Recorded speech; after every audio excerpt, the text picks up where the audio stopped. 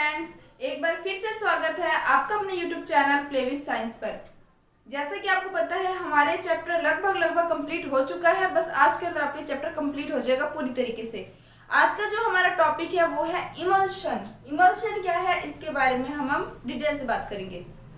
देखो, इमल्शन की बात करें तो इमल्शन के अंदर क्या होता है, जिसमें आपकी परिक्षिप्ति अवस्था और परिक्षेपण माध्यम दोनों ही द्रव होते हैं, उसे हम इमल्शन कहते हैं। ठीक है, अब बात आती है कि इमल्शन के एग्जाम्पल क्या क्या है।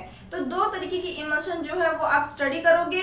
एक तो होता है आपका तेल जल इमल्शन, एक होता है जल तेल इमल्शन।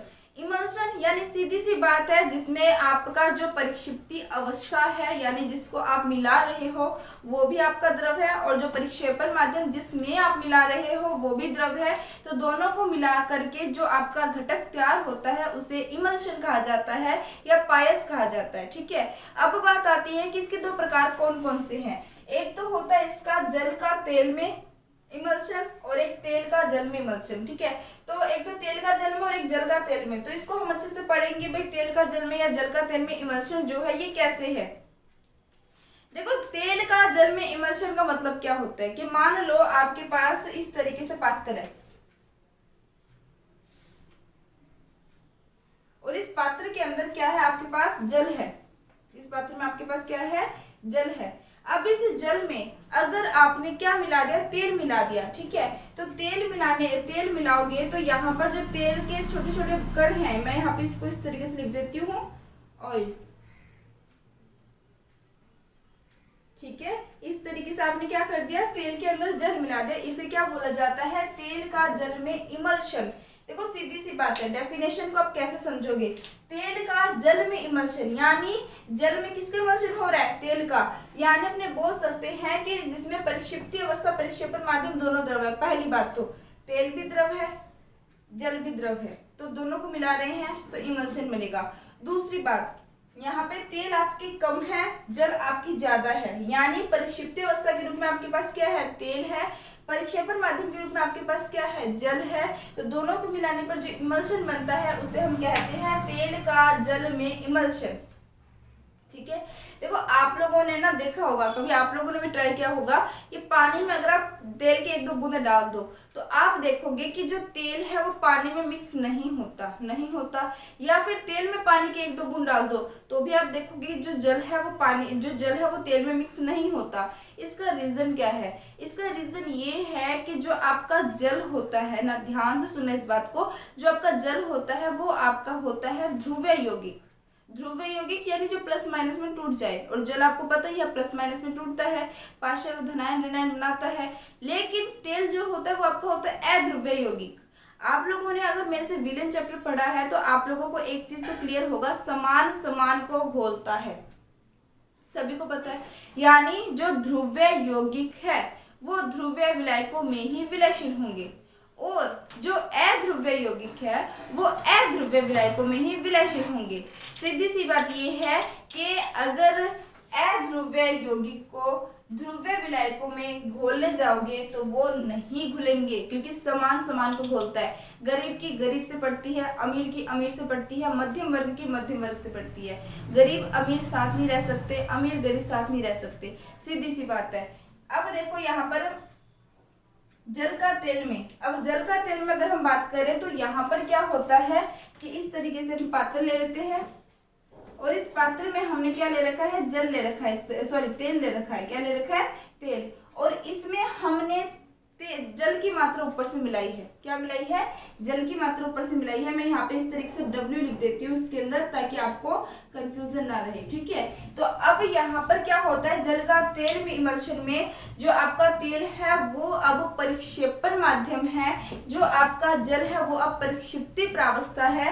दोनों को मिलाओगे तो आपका क्या बन जाएगा, जल का तेल में इमल्शन। समझ आई बात। एक बार दोनों की डेफिनेशन पढ़ लेते हैं, और इसमें क्या क्या चीजें क्या है वो सब लिख देती हूँ मैं। यहाँ पे ऑयल जो है वो आपका है परिक्षिप्ति प्रावस्था, और जो आपका जल है ये आपका क्या है, परिक्षेपण माध्यम। क्या है आपका, परिक्षेपण माध्यम। ऐसे ही इसमें ये क्या है, जो आपका तेल है वो तो है परिक्षेपण माध्यम, यहाँ पे परिक्षेपण माध्यम क्या है आपका तेल है, और परिक्षिप्ति प्रावस्था आपके पास क्या है, तो वो आपको ध्यान में रखना है जल है। और ये दोनों आपस में क्यों नहीं मिलते, क्योंकि जो आपका जल होता है, मैं यहाँ पे लिख देती हूँ, जो आपका जल होता है वो क्या होता है, आपका ध्रुवीय यौगिक होता है। जल क्या होता है आपका ध्रुवीय यौगिक। परंतु अगर हम बात करें तेल की, तो तेल क्या होता है आपका अध्रुवीय यौगिक। तो ये दोनों क्या है, अलग अलग है, इस कारण से ये आपस में मिक्स नहीं होते हैं। क्लियर बात। तो ये मोस्ट इंपॉर्टेंट बात है और ये आपको ध्यान में रखना है। अगर आपने इस चीज को ध्यान में रख लिया तो ये आपसे बिल्कुल इजी रहेगा, आपको कुछ भी नहीं है इसमें, ठीक है। और वैसे भी एक तो देखो, दो बात याद रखनी है आपको, एक तो ये टॉपिक इंपॉर्टेंट है, दूसरा ये टॉपिक इजी भी बहुत है, ठीक है। चलो अब इसको पढ़ते हैं। अब हमने यहाँ तक तो पढ़ लिया था, अब अपने बात करेंगे तेल का जल में इमल्शन। तो इसमें क्या है, इस प्रकार के इमल्शन में तेल क्या है, परिक्षिप्ति प्रावस्था है, और क्या है आपका परिक्षिप्ति प्रावस्था, व जल क्या है परिक्षेपण माध्यम, और जो जल है वो क्या है आपका परिक्षेपण माध्यम है। दोनों को मिक्स करेंगे तो जो इमल्शन बनेगा उसे हम तेल का जल में इमल्शन बोलेंगे। नेक्स्ट क्या है आपका जल का तेल में इमल्शन। जल का तेल में इमल्शन में क्या है, इस प्रकार के इमल्शन में जल परिक्षिप्ति अवस्था, जो वाटर है, जो W है वो है परिक्षिप्ति अवस्था, और तेल आपका परिक्षेपण माध्यम है। तेल आपका क्या है परिक्षेपण माध्यम है। क्लियर बात। अब इसमें एग्जांपल की बात करें तो जो हम डेली यूज में लेते हैं मिल्क जो है वो आपका तेल का जल में इमल्शन है। देखो आपने देखा होगा कि जब हम दूध को रख देते हैं, ठीक है, जब गर्म करते हैं तो कुछ टाइम में जब हम देखते हैं ना तो ऊपर से ना तेल की कुछ बूंदे से दिखाई देती है, या फिर अपने नॉर्मल मलाई वगैरह देखते हैं ना तो सारा का सारा क्या है, एक टाइप से तेल ही तो है, वसा ही तो है, लेकिन जो नीचे बच जाता है वो क्या है आपकी जल की भांति कार्य करता है। समझ आ रही है बात। कभी आप नॉर्मल आप देखो ना, काफी टाइम बाद जब आप दूध को रख देते हो तो आप देखोगे उसके ऊपर एक परत जम जाती है वसा की, ठीक है, वसा तेल ही बोल सकते हैं अपने। तो वो क्या है तेल ऊपर आ जाता है, नीचे जो रह जाता है वो एक टाइप से जल होता है आपका, ठीक है। तो वो एग्जाम्पल जो हम पढ़ते हैं वो किसका है, तेल का जल में इमल्शन। लेकिन जल का तेल में इमल्शन की अगर हम बात करें तो जो हम क्रीम यूज करते हैं, ठीक है, तो वो जो क्रीम यूज करते हैं उसमें आपका जो ऑयल होता है वो ज्यादा मात्रा में होता है, और उसमें जो आपका वाटर होता है वो कम मात्रा में मिला होता है। और आपने देखा भी होगा कि नॉर्मल सर्दियों में जब आपका क्रीम काफी टाइम पुराना हो जाए ना तो तब आप देख सकते हो कि क्रीम से ना थोड़ी सी मात्रा में पानी बाहर निकल जाता है। यानी मैं ये बोल सकती हूँ उसमें पानी की मात्रा मिली हुई है तभी तो बाहर आई है, लेकिन ज्यादा मात्रा किसकी है, तेल की है, और कम मात्रा किसकी है, पानी की है। क्लियर बात, यहाँ तक समझ आ गया होगा। अब उसके बाद अपने बात करते हैं पाइसीकर्मक। ये मैंने यहाँ पे लिखा है पाइसीकर्मक। पाइसीकर्मक क्या होता है, देखो आपको पता है कि जो हमारा तेल होता है वो जल में मिक्स नहीं होता, उसको हमें मिक्स करना पड़ता है। तो मिक्स करने के लिए जो घटक मिलाया जाता है, जो उन दोनों चीजों को मिलाता है, स्थायी रखता है, उसे हम पाइसीकर्मक कहते हैं। अभी मैंने आपको बताया या तो हम इसको इमल्शन बोल सकते हैं या फिर हम इसको क्या बोल सकते हैं, इसको हम बोल सकते हैं पायस। क्या बोल सकते हैं, पायस। और पायस को बनाए रखने का हम जो करेगा उसे हम क्या बोलेंगे, पाइसीकर्मक। समझ आ रही है बात। यानी ऐसा कर्मक जो पायस को बनाए रखे, यानी इमल्शन को बनाए रखे, स्थायी रखे, उसे अपने क्या बोलते हैं, पाइसीकर्मक। दूध के अंदर जो क्रीम है वो ऊपर आ जाता है, अलग हो जाता है, क्रीम से पानी अलग निकल जाता है, लेकिन उसको लंबे समय तक बनाए रखने के लिए उनमें पाइसीकर्मक मिलाया जाता है ताकि वो लंबे समय तक बने रहे, हम उसका उपयोग आसानी से कर सके। अब ऐसा तो नहीं होता ना कि आप क्रीम लेके आए हो और वो आपका खराब हो जाता है 1 या 2 दिन में, ऐसा तो नहीं होता। क्यों, क्योंकि उसमें आपकी क्रीम के अंदर जो तेल और जो जल को मिक्स किया गया है उसको अच्छी तरीके से मिक्स करके उसमें पाइसीकर्मक मिलाया जाता है ताकि आपका क्रीम लंबे समय तक स्थायी रहे। वो बात अलग होती है, एक्सपायरी डेट सभी चीजों की होती है, एक टाइम के बाद खराब तो हर चीज होता ही है, लेकिन अगर उसको बनाए रखने का काम करता है तो वो है पाइसीकर्मक। आई थिंक समझ आ रहा होगा आपको। तो यहाँ पर जो आपका पाइसीकर्मक है वो आपका प्रोटीन, गोंद, प्राकृतिक व संश्लेषित साबुन, किस में है ये आपका, तेल का जल में इमल्शन में। लेकिन अगर आपका जल का तेल में इमल्शन की बात करें तो इसमें क्या है, लंबी श्रृंखला के अल्कोहल, काजल, साबुन, ये सारे के सारे जल का तेल में इमल्शन के एग्जाम्पल है, मतलब उसके पाइसीकर्मक के एग्जाम्पल है जो इसको लंबे समय तक बनाए रखने का काम करते हैं। क्लियर बात, यहाँ तक समझ आ गया होगा। देखो एक तो होता है पाइसीकर्मक, एक शब्द आता है विपायसन। एक शब्द आप क्या पढ़ोगे? विपायसन।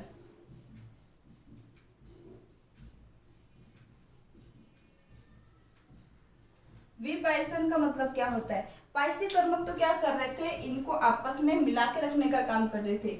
विपायसन जो है वो क्या करते हैं, आपके परिक्षिप्ति अवस्था में परिक्षेपण माध्यमों को अलग करने का काम करती है। क्या करने का काम करती है?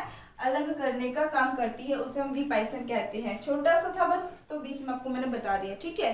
तो यहाँ तक समझ आ गया होगा। अब देखो आप लोगों ने साबुन वाला टॉपिक मेरे से पढ़ा होगा, उसमें मैंने आपको क्या बताया था कि साबुन जो होता है ना, उसका फॉर्मूला क्या होता है, इस तरीके से इसका फॉर्मूला होता है साबुन का RCOONA, यही फॉर्मूला होता है। इसमें ना ये जो R एल्किल ग्रुप होता है उसको हम इस तरीके से शो करते हैं, और यहाँ पर आपका जुड़ा होता है COO-। जो इतना हिस्सा होता है, देखने कुछ चीजों को, जो इतना हिस्सा होता है ये तो होता है आपका अध्रुवीय भाग, और ये जो हिस्सा होता है ये आपका होता है ध्रुवीय भाग। यानी साबुन जो है ना, ये अपने आप ही ध्रुवीय और अध्रुवीय को आपस में जोड़े रखने का काम करती है। तो यहाँ पर साबुन जो है वो क्या करेगा, एक टाइप से इनको हेल्प करता है ध्रुवीय और अध्रुवीय भाग को मिलाने का। जिस तरीके से साबुन हेल्प करता है वैसे ही ये वाले तत्व भी हेल्प करते हैं। जस्ट आपको याद दिलाने के लिए थोड़ा सा बता दिया मैंने। क्लियर बात। तो मेरे हिसाब से यहाँ तक का जो टॉपिक है वो तो समझ आ गया होगा। अब जो बात करते हैं अपने पाइसीकर्मक के बारे में, तो पाइसीकर्मक के कुछ गुण हैं वो आपको ध्यान में रखने हैं। एक दो बातें हैं जो आपको याद में रखना है, तो वो इंपॉर्टेंट चीजें हैं, मैं बोलती हूँ आप लिख लेना। तो पाइसीकर्मक की अगर बात की जाए तो पहली बात, पाइसीकर्मक जो होते हैं इनका आकार कोलाइडी कणों की तुलना में बड़ा होता है। कोलाइडी कणों का आकार कितना होता है? 1 से 1000 नैनोमीटर के बीच में। लेकिन जो पाइसीकर्मक होते हैं ना, इनका आकार कोलाइडी कणों की तुलना में थोड़ा बड़ा होता है। पहला पॉइंट ये जो इम्पोर्टेंट है। दूसरी बात ये आपको ध्यान में रखना है कि जो पाइसीकर्मक होते हैं ये आपके टिंडल प्रभाव प्रदर्शित करते हैं। टिंडल प्रभाव क्या चीज है, तो मैंने आपको बताया था कि जब अपने किसी भी पात्र में कोलाइडी विलयन लेंगे और उसको प्रकाश स्रोत उसमें से गुजारेंगे, रिवाइज चल रहा है एक टाइप से, जैसे प्रकाश स्रोत को उसमें से गुजारेंगे तो वो प्रकाश स्रोत जो है वो कोलाइडी विलयन में उपस्थित कोलाइडी कणों से टकरा कर पूरी तरीके से बिखर जाता है चारों तरफ। उसे अपने टिंडल प्रभाव कहते हैं, क्योंकि सबसे पहले टिंडल नामक वैज्ञानिक ने बताया था। क्लियर बात। एक आपकी ब्राउनिंग गति भी पाई जाती है। ब्राउनिंग गति जिसे अपने बोलते हैं जिग जैग पथ पर गति, जिसमें आपके जो कोलाइडी कण होते हैं ना वो आपके परिक्षेपण माध्यम में गति करते हैं। मतलब जो परिक्षिप्ति अवस्था के कण होते हैं वो परिक्षेपण माध्यम के अणुओं से टकराते हैं, टकरा के कभी इस दिशा में गए, कभी इस दिशा में, कभी इस दिशा में। मतलब उनकी जो गति होती है ना वो निश्चित नहीं होती, इधर उधर ये गति करते रहते हैं। इस गति को ही जिग जैग गति कहते हैं। और जो आपके पाइसीकर्मक होते हैं ये आपके एक तो टिंडल प्रभाव प्रदर्शित करते हैं और ये आपके ब्राउनिन गति यानी जिग जैग पथ पर गति भी शो करते हैं। क्लियर बात। तो 2-3 बातें जो इंपॉर्टेंट थी पाइसीकर्मक के बारे में मैंने आपको बता दिया, और यहाँ पर इमल्शन का जितना टॉपिक इंपॉर्टेंट था वो भी मैंने आपको बता दिया। इसके बाद हम बात करेंगे कि भाई कहाँ कहाँ पर, पहले इसका स्क्रीनशॉट ले लेना, कहाँ कहाँ पर आपके जो कोलाइडी कण होते हैं इनका उपयोग किया जाता है, हमें से क्या क्या लाभ है प्राप्त होते हैं। ठीक है, इसके बारे में हम पढ़ने वाले हैं। तो पहले इसका स्क्रीनशॉट ले लो जल्दी से। अब अपने बात करेंगे कि पायस का पहचान कैसे किया जाएगा कि भाई आपका तेल जल वाला पायस है या जल तेल पायस है ना। तो पता करने के लिए इसमें कई विधियां हैं जिसके बारे में हम बात करेंगे। तो ध्यान से सुनना इन चीज़ों को। देखो कई चीज़ें जो होती है ना उनको लिखाने की ज़रूरत नहीं होती, क्योंकि उनकी भाषा किताबों में बहुत सरल दे रखी होती है। तो उन चीज़ों को मैं समझाने पे ज़्यादा जोर देती हूँ, बाकी आप वो खुद कवर कर सकते हो। तो जिन बच्चों को ये होता है कि मैम हमने इसकी डेफिनेशन नहीं लिखवाई, इसकी डेफिनेशन नहीं लिखवाई, जो इम्पोर्टेंट है वो मैं आपको सारा लिखवाती हूँ। मैं पूरी कोशिश करती हूँ आपको सारा कवर करा दूँ। फिर भी एक आधे जो रह जाते हैं वो आपके अपनी बुक से कवर कर सकते हो बिना डाउट के। चलो बात करते हैं सूचक विधि के बारे में। पायस पहचान में पहला है सूचक विधि। सूचक विधि मतलब क्या होता है कि देखो यहाँ पर 2 प्रकार के रसायनों के नाम लिखा है मैंने। एक तो लिखा है सूडान थर्ड और एक लिखा है फ्यूसिल। ये सूडान थर्ड और ये जो फ्यूसिल है ये क्या है, ये आपके तेल में विलयनशील है। ये आपके क्या होते हैं, तेल में विलयशील होते हैं। देखो यहाँ पर तेल में विलयशील। अब देखो ये तेल में विलयशील होने के कारण जब हमारे पास, अब देखो दो तरीके से इन्होंने पायस रख दिया। मैंने आपके सामने, समझने से इसको, मैंने आपके सामने मान लो दो आपके पायस रख दिए, एक तो तेल जल इमल्शन और एक जल तेल इमल्शन, ठीक है। अब आपको सूचक दे दिया गया है, या तो आपके पास सूडान थर्ड दे दिया जाए या आपको फ्यूशिल दे दिया जाए, दोनों का काम तो सेम ही है। अब आपको पता है कि ये दोनों जो है वो तेल में विलयशील है। तेल में विलयशील का मतलब ये हुआ कि अगर आप इसको तेल जल इमल्शन में डालोगे, जिसमें जल आपका परिक्षेपण माध्यम है, उसमें डालोगे तो ये नहीं घुलेगा क्योंकि उसमें विलयशील ही नहीं है। लेकिन अगर आप जल तेल इमल्शन में डालोगे तो जल तेल इमल्शन में क्या है कि जो आपका जल है वो परिक्षिप्ति प्रावस्था है और परिक्षेपण माध्यम के रूप में तेल है। जैसे आप इसको मिलाओगे तो ये आपके परिक्षेपण माध्यम में यानी तेल में पूरी तरीके से घुल जाएगा और जो विलयन का रंग है वो गहरा हो जाएगा, डार्क हो जाएगा उसका रंग।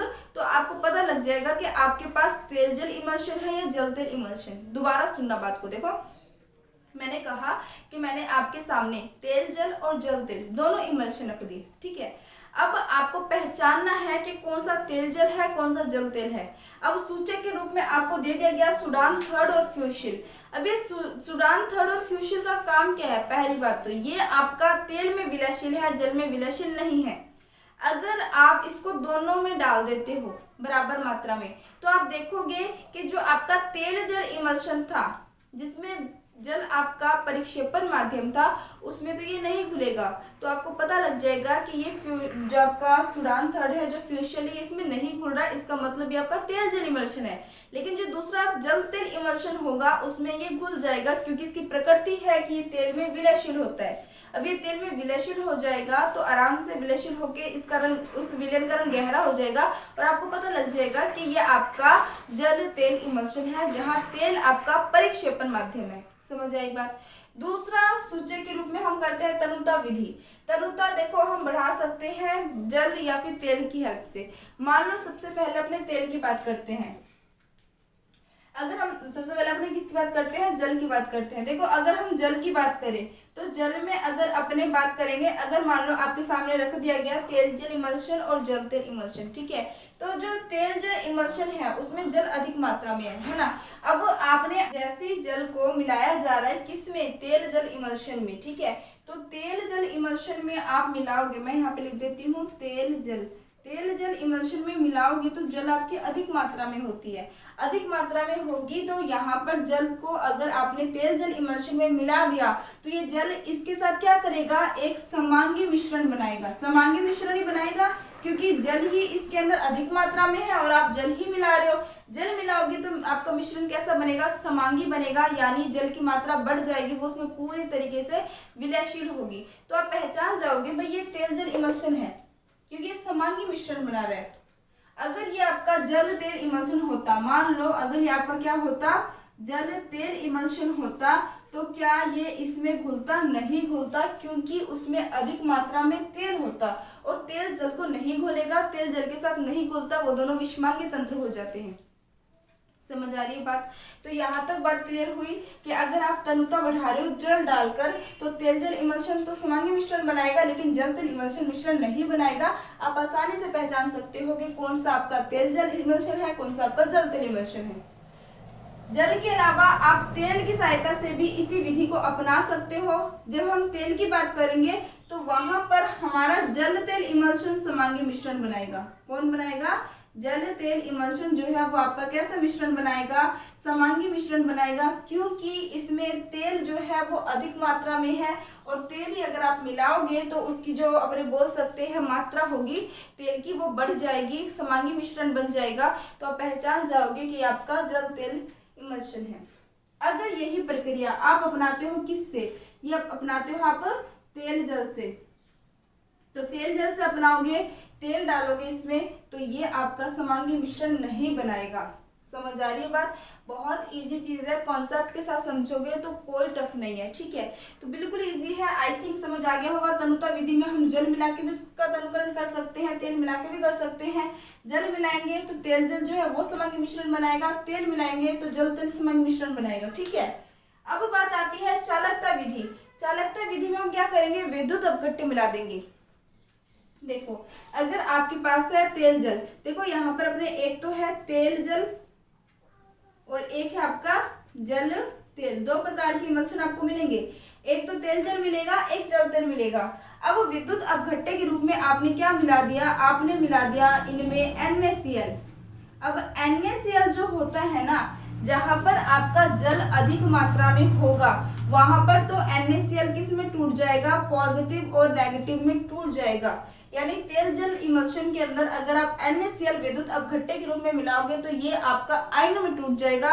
आयनों में टूटते ही अगर आप इसमें इलेक्ट्रोड लगा के विद्युत धारा प्रवाहित करना चाहोगे तो आसानी से विद्युत धारा का प्रवाह करेगा, जिससे आपको पता लग जाएगा ये आपका तेल जल इमल्शन है। क्योंकि ये क्या प्रदर्शित कर रहा है, ये आपका चालकता, ये आपका क्या प्रदर्शित कर रहा है, ये आपका चालकता प्रदर्शित कर रहा है। लेकिन जल तेल इमल्शन की बात करें, ये तो चालकता प्रदर्शित करेगा, लेकिन जल तेल इमल्शन की बात करें तो वहां पे तेल की मात्रा ज्यादा है, जल की कम है। ऊपर से आपने NaCl डाल दिया। अब जल तेल तो आपका क्या है, अध्रुवीय विलायक है। अब इसमें NaCl आयनों में नहीं टूटेगा। अगर NaCl आयनों में नहीं टूटेगा तो मुक्त आयन नहीं बन रहे, मुक्त आयन नहीं बन रहे तो इलेक्ट्रोड लगाने के बावजूद भी इसमें विद्युत धारा का प्रवाह नहीं होगा।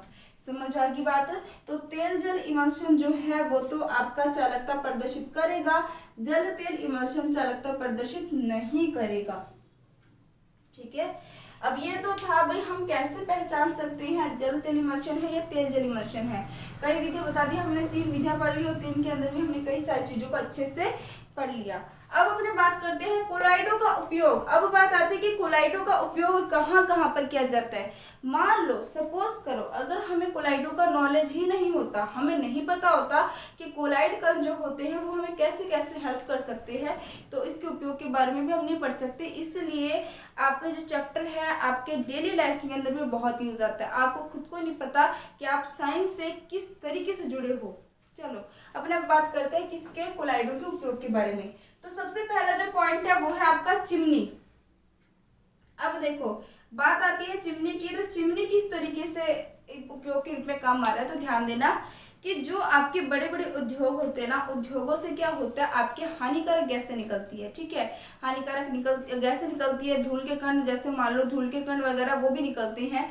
तो ये सारे के सारे आपके लंग्स के लिए बहुत ज्यादा हानिकारक होते हैं। अब देखो बड़े बड़े उद्योगों से, कारखानों से जो धुआं निकलेगा, जो अपशिष्ट निकलेंगे, अगर हम सांस लेंगे तो वो सांस के थ्रू अंदर जाएगा। इसका ज्यादा इफेक्ट किन पे पड़ता है, जो उन उद्योग पर काम कर रहे कर्मचारी होते हैं, है ना। तो क्या किया जाता है कि वहां पे उपस्थित अपशिष्ट गैसों को कम करने के लिए या फिर अपशिष्ट धूल के कण हैं उनको कम करने के लिए चिमनी का उपयोग किया जाता है। अब बात आती है चिमनी का उपयोग कैसे करते हैं। देखो इस तरीके से ना आपकी चिमनी होती है, इस तरीके से आपकी चिमनी होती है और इस चिमनी में लगे होते हैं आपके इलेक्ट्रोड। इस चिमनी में आपके क्या लगे होते हैं, इलेक्ट्रोड लगे होते हैं। ठीक है, पॉजिटिव नेगेटिव, नेगेटिव पॉजिटिव, इस तरीके से। ठीक है, अब ये जो इलेक्ट्रोड आपके लगे होते हैं ना, ये क्या करते हैं कि जैसे ही उद्योगों से अवक्षेपित अपने बोल सकते हैं धुआं या धूल के कण बाहर निकलेंगे ना, तो ये धुआं धूल के कण इसमें से बाहर निकलने जाएंगे। कोलाइडी कण ही होते सब कुछ, धुआं धूल ये सब कोलाइडी कण है। इसके बारे में हम पहले बात कर चुके हैं, कोलाइड की एक सारणी पढ़ चुके हैं पूरा। तो ये क्या होता है, कोलाइडी कण जैसे इसमें से बाहर जाएगा, आपको ये भी पता है कि कोलाइडी कणों पर आवेश होता है, या तो उस पर धन आवेश होगा या फिर उस पर ऋण आवेश होगा। धनावेश होगा तो ऋणात्मक इलेक्ट्रोड की ओर जुड़ जाएंगे, ऋणावेश होगा तो धनात्मक इलेक्ट्रोड की ओर जुड़ जाएंगे। और जो भी हमारे धुआं निकल रहा है, जो भी हमारा अपशिष्ट के रूप में धुआं निकल रहा था जिसमें कोलाइडी कण थे अशुद्धियों के रूप में, वो सारे के सारे यहाँ चिपक जाएंगे। चिपक जाएगा तो यहाँ से निकलने वाला जो धुआं होगा वो काफी शुद्ध होगा, यानी हमारे लिए हानिकारक नहीं होगा। समझ आई बात। बड़े बड़े उद्योगों में, बड़े बड़े कारखानाओं में यह चिमनी का उपयोग किया जाता है ताकि उसमें उपस्थित कोलाइडी कणों की अशुद्धियों को दूर किया जाए। नेक्स्ट अपने बात करते हैं कृत्रिम वर्षा के बारे में। देखो कृत्रिम वर्षा में क्या होता है कि कृत्रिम वर्षा के अंदर आपके जो बादल होते हैं, बादल यहाँ पे समझना, आपके जो बादल होते हैं वो इस तरीके से दूर दूर होते हैं। ठीक है, बादल दूर दूर होते हैं और इन पे चार्ज होता है कोई ना कोई। मान लो इन सभी पे क्या है, ऋणावेश है। अब इन सभी पे अगर ऋणावेश होगा तो क्या ये एक दूसरे के पास आएंगे, नहीं आएंगे। तो क्या किया जाता है, हेलीकॉप्टर की सहायता से बादलों के ऊपर विद्युत अपघट्टों का बौछार किया जाता है। विद्युत अपघट्टे के रूप में आप कुछ भी ले सकते हो, जैसे मान लो आपने AgNO3 ले लिया, Ki ले लिया, Hi ले लिया, कुछ भी ले लो, अपने Ki ले लेते हैं, ठीक है। अब ये Ki क्या है, आपका विद्युत अपघट्टे है। Ki क्या है, आपका विद्युत अपघट्टे है। आप अगर इस चीज को लिंक करो तो पीछे हम पढ़ के आ चुके हैं, कोलाइडी कणों के आवेश को खत्म करने के लिए ऊपर से विद्युत अपघट्टे मिलाया जाता है, ठीक है। तो यहाँ पर ये जो बादल है इनके ऊपर आपने क्या मिला दिया, विद्युत अपघट्टे के आपने इनके ऊपर बौछार कर दी। जैसे आप विद्युत अपघट्टे की बौछार करोगे तो क्या होगा, इनके ऊपर जो ऋणावेश होंगे वो के पॉजिटिव के कारण क्या हो जाएंगे, खत्म हो जाएंगे। के पॉजिटिव के कारण वो क्या हो जाएंगे, इस तरीके से खत्म हो जाएंगे। जैसे ये खत्म होने लगेंगे तो ये सारे के सारे जो आपके बादल है ये पास आ जाएंगे, और पास आने के बाद ये वर्षा के रूप में बरस जाएंगे। समझ आएगी बात। तो ये भी इजी सा कॉन्सेप्ट था। जो बादल दूर दूर थे वो क्या हो जाएंगे, आपके पास आ जाएंगे, और जैसे ही पास आ जाएंगे आपकी वर्षा आपको प्राप्त हो जाएगी। कृत्रिम तरीके से वर्षा करवाई हमने तो यहाँ पे, ठीक है। अब बात आती है डेल्टा। देखो डेल्टा की बात करें तो डेल्टा क्या होता है कि जो आपके नदी का जल होता है ना, नदी जब आपकी बहकर आती है तो अपने साथ साथ कई सारे रेत, कंकड़, पत्थर, जितने भी जो भी अपशिष्ट होता है वो बहाकर लेके आती है, पता है सभी को। अब क्या होता है कि जब नदी का पानी बहाकर अपने साथ अपशिष्ट पत्थर, कंकड़, रेत वगैरह जो भी लेके आती है, जब वो आपके समुद्र के पानी में मिलती है, समझना इस चीज को। देखो मैंने क्या कहा, जो नदी का जल है जिसमें क्या है आपके छोटे छोटे रेत, कंकड़, पत्थर जो भी है, जब ये नदी इन चीजों को बहाकर ला रही है, ठीक है, बहाकर लेके आ रही है कहाँ तक, समुद्र तक, तो समुद्र में उपस्थित है आपके विद्युत अपघट्टे। आपको पता है हम जो नमक की बात करते हैं वो हमें कहाँ से प्राप्त होता है, NaCl हमें कहाँ से प्राप्त होता है, तो वो है समुद्र से। यानी समुद्र में क्या है आपके NaCl बैठे हुए हैं, और NaCl क्या है आपके विद्युत अपघट्टे हैं। तो यहाँ पर Na+ है, Cl- है। जैसे ही, और एक चीज याद रखना, यहाँ पर जो आपके कंकड़, रेत, पत्थर होते हैं ना, ये सारे के सारे आपके क्या होते हैं, ऋणावेश होते हैं। क्या होते हैं आपके, ऋणावेश होते हैं। मृदा एक ऋणात्मक कोलाइड है, ये आपको ध्यान में रखना है। अब ये सारे के सारे ऋणात्मक कोलाइड है। जैसे ये बहकर जाएंगे, कहाँ तक जाएंगे, ये जाएंगे आपके समुद्र तक। तो समुद्र में कौन बैठा है आपका, Na+। Na+ क्या है, धनात्मक है। ये क्या है, ऋणात्मक कोलाइड है। ये आपस में अभिक्रिया कर लेंगे, और जहां पर ये मिलेंगे वहां पर इस तरीके से धीरे धीरे किसका निर्माण होने लग जाता है, डेल्टा का निर्माण होने लग जाता है। जहां पर ये मिलते हैं वहीं पर इनका अवक्षेपण हो जाता है, और किसका निर्माण होता है, डेल्टा का। ये आपको ध्यान में रखना है। आई थिंक समझ आ गया होगा। इसी तरीके से डेल्टाओं का निर्माण होता है। नदी का जल अपने साथ ऋणावेशित कोलाइड लेके आती है, समुद्र के जल में धनावेशित कोलाइड बैठे हुए हैं, दोनों जहां पर आपस में विक्रिया करेंगे। ये जो कंकड़ पत्थर है वो और आगे नहीं जाएंगे क्योंकि उनका अवक्षेपण हो चुका है, और वो यहाँ पर क्या हो जाएंगे, इकट्ठे हो जाएंगे, और इस तरीके से संरचना बनाएंगे जिसे हम बोलते हैं डेल्टा। नेक्स्ट अपनी बात करते हैं रुधिर स्कंदन के बारे में। तो रुधिर स्कंदन के अंदर क्या होता है, जब क्या होता है कि जब ब्लडिंग ज्यादा होती है, मान लो किसको चोट लग जाती है, चोट लगने के कारण मान लो यहाँ हाथ पे, पैर में, कहीं पे भी चोट लग जाती है, ब्लडिंग होने लग जाती है, तो क्या किया जाता है, उसमें फिटकरी रगड़ दिया जाता है। थोड़ा सा फिटकरी रगड़ने से क्या होता है कि जो ब्लड बह रहा होता है वो फिटकरी उसको रोक लेती है, उसका स्कंदन कर लेती है। क्यों, क्योंकि जो रक्त होता है वो आपका होता है ऋणात्मक कोलाइड। दो बातें बता दी देखो मैंने आपको, एक तो मैंने आपको कहा मिट्टी, और मैंने आपको कह दिया रक्त। ये दोनों क्या होते हैं, ऋणात्मक कोलाइड होते हैं, ठीक है। ये दोनों क्या होते हैं, आपके ऋणात्मक कोलाइड होते हैं। अब रक्त ऋणात्मक कोलाइड है, इसमें आपने क्या मिला दिया, फिटकरी। जैसे हम इसमें फिटकरी लगाओगे तो फिटकरी से आपको मिलेगा Al+3 आयन। क्या मिलेगा, Al+3 आयन।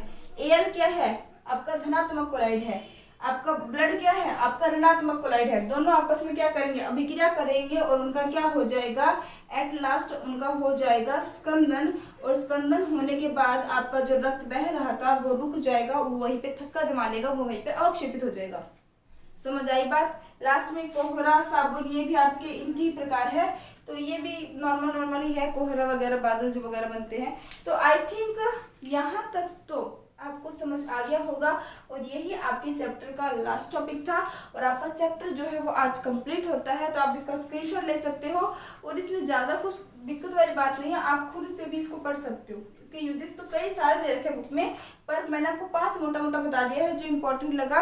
अगर आज एग्जाम में तो आप इसको अच्छे से कर सकते हो क्योंकि आपको समझ आ चुका है, और बाकी 2-3 अगर आप पढ़ लोगे तो वो भी आपको समझ आ जाएगा अच्छे से। तो आप जल्दी से इसका स्क्रीनशॉट ले लो। ले लिया होगा आपने अब तक तो स्क्रीनशॉट। तो मेरे हिसाब से आज का जो लेक्चर है वो आपको अच्छे से समझ आया होगा। अगर आपको लेक्चर अच्छे लग रहे हैं, आपको पसंद आता है तो लाइक शेयर करना। जो बच्चे चैनल पे नए हैं वो सब्सक्राइब करना मत भूलना। जिन बच्चों को नोट्स की दिक्कत है वो ड्रीम क्लास के लर्निंग ऐप से मेरे कोर्स को परचेज कर सकते हैं, और वहाँ से आपको अगर परचेज करना नहीं आ रहा तो हेल्पलाइन नंबर जो है वो भी मिल जाएगा, वहाँ से आपको हेल्प ले सकते हैं।